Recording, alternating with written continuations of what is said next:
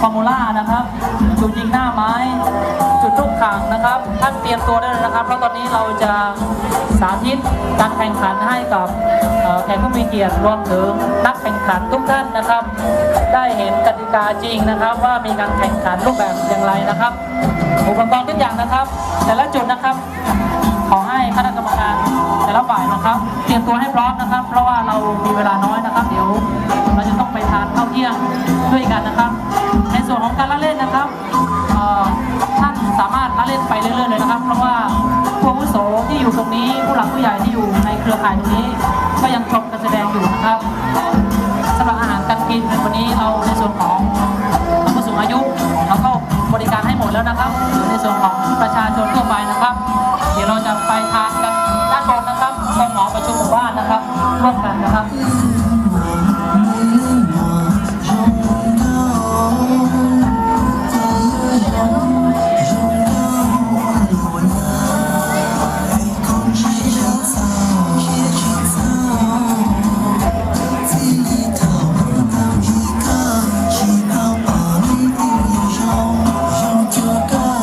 กรรมการแต่ละฝ่ายนะครับอย่าเพลินดูแต่การแสดงนะครับ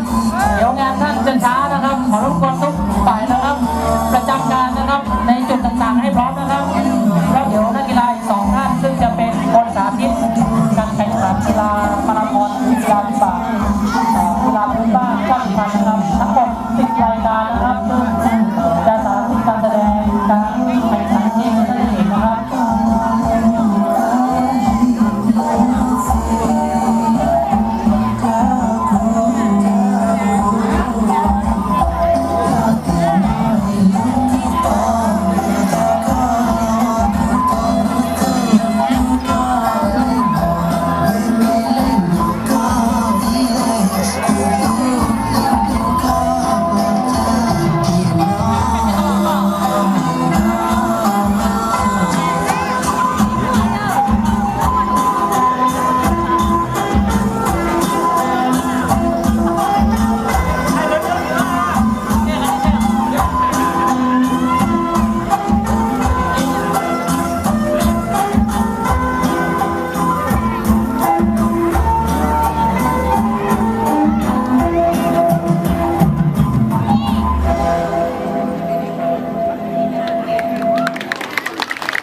ในช่วงนี้นะครับการแสดงชุดต่อไปก็